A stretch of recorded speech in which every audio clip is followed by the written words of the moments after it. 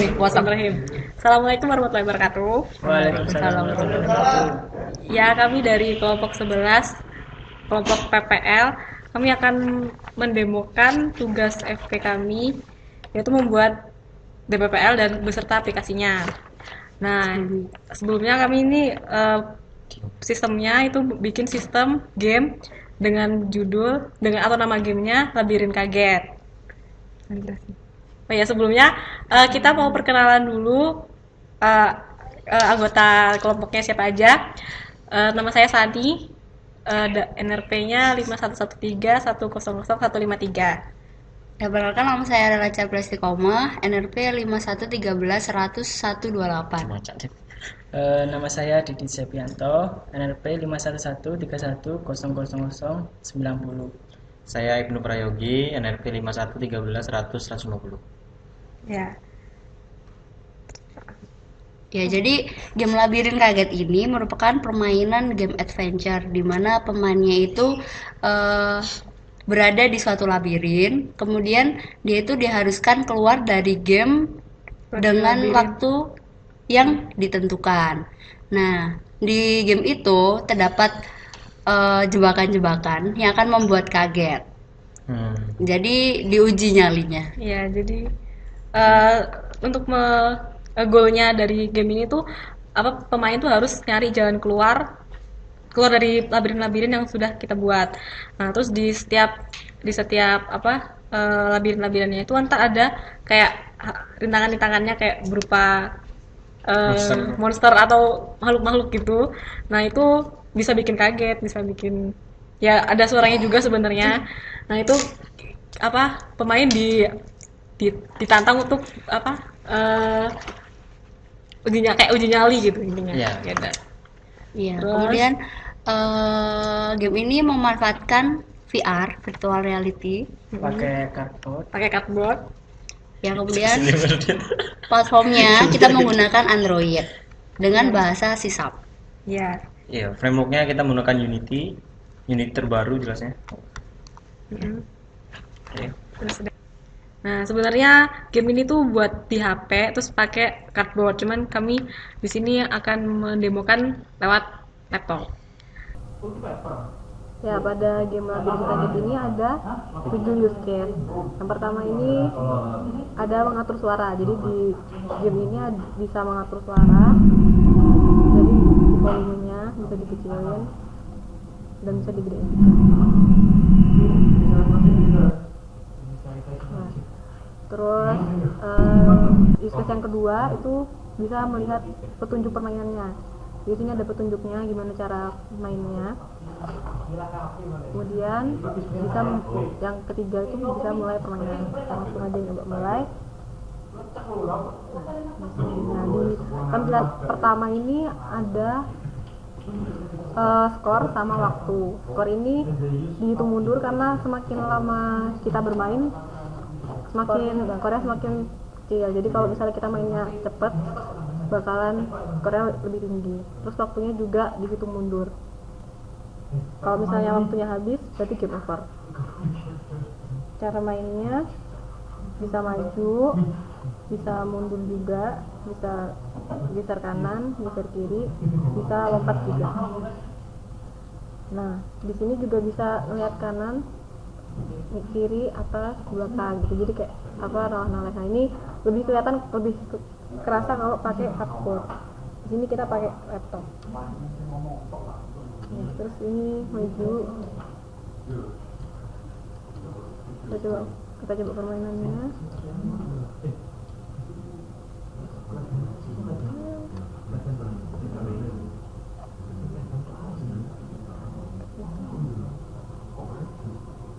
Ini ada terdapat use case menabrak objek tersembunyi. Ini kelihatan objeknya.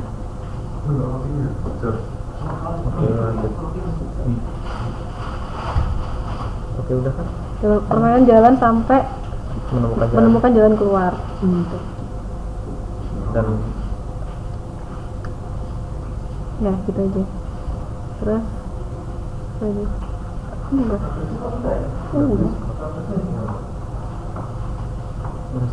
Ya, jadi review lagi mungkin untuk use case-nya itu yang pertama kita bisa mengatur suara, terus yang kedua bisa lihat petunjuk permainannya, mulai permainan, kemudian yang ketiga itu melihat ke segala arah tadi.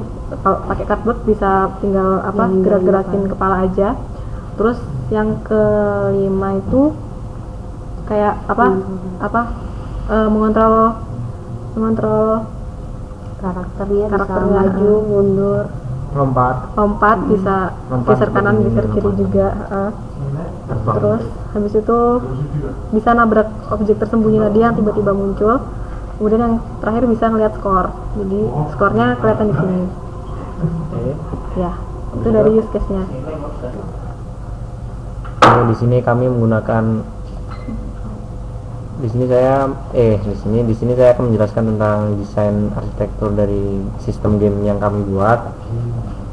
Desain arsitektur yang kami pakai itu menggunakan layer arsitektur, dimana layer ini kita memiliki 3 layer, yaitu UI layer, yang dimana UI ini sebenarnya render dari Unity-nya sendiri. Terus ada user input berupa audio dan grafik, ya itu bisa dilihat dari bagaimana player ini menginputkan audio tadi itu. Terus di sini ada bisnis layer yang terdiri di game logic. Game logic ini terdapat banyak skripnya gitu. Terdapat skrip pokoknya, yaitu sebagai bisnis layer kami sebagai game logicnya. Terus terhadap layer framework. Layer framework ini ya Unity, terus ada ya udah gitu aja. Terus di sini kami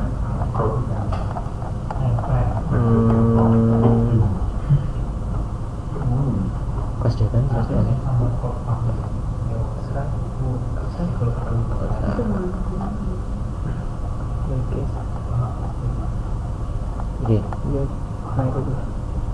Oke, di sini ada juga terdapat kelas diagram kami itu sangat banyak, jadi nggak bisa kita tampilin secara utuh di layar, jadi kita menampilkan potongan-potongan aja. Jadi di kelas diagram itu ada yang bagian generalization hierarchy diagram, yaitu seperti ini kelas-kelasnya, ada kelas-kelas kontrol dan boundary. Nah, ini kenapa kita generalization? Kenapa nih? Karena monobehavior itu superkelasnya dari Unity. Jadi kita harus mengextend monobehavior setiap kelas. Jadi harus generalization ke monobehavior.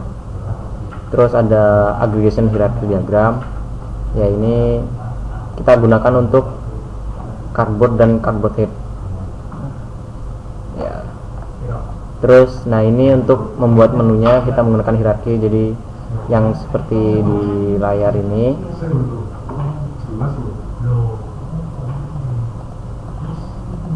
Nah, di sini kita menggunakan hierarki kelasnya, yaitu untuk nampilin panel kita ada start option, ada show panel, show audio, play musik, terus ada bantuan juga. Terus ada lagi yang aggregation kan ini. Aggregation diagram tuh waktu kita main. Nah, waktu main ini kan ada kontrol pemain. Nah, ini kontrol pemain ini kita jadiin satu kelas, terus ada aggregationnya itu kanan, jumping, sliding itu maju mundur. Ya itu. Terus sequence diagram. Terus nah, ini diagram komponen sekilas ya kita gunakan Unity, jadi kita butuh aset di setiap UI-nya untuk menerapkan objek-objek yang ada. Jadi aset ini berupa objek, berupa ya apapun itu yang dibutuhkan untuk tampilannya. Terus ada kontrol di sini itu sebagai game logicnya. Game logicnya itu ada berbagai macam, tadi itu seperti tabrakan ini untuk salah satunya untuk use case tadi itu use case menabrak objek tersembunyi. Nah, ini untuk menampilkan objeknya ketika kita menabrak objek itu tersebut. Terus yang lainnya ini ya sesuai dengan ya. Terus diagram deployment mungkin kita menjelaskan lanjut. Terus desain pattern Oke, desain pattern kita ada komen. Komen ini tadi itu yang ke karakter motor. Jadi pengendalian karakter itu kita menggunakan desain pattern komen. Lalu ada builder seperti yang dijelaskan tadi. Jadi kita mengambil kelas monobehavior dari Unity-nya untuk membuild semua kelas-kelas yang ada. Terus Figkit ini buat apa? Sebagai interface dari kelas-kelas subsystem. Ya, jadi subsystem itu punya satu antarmuka.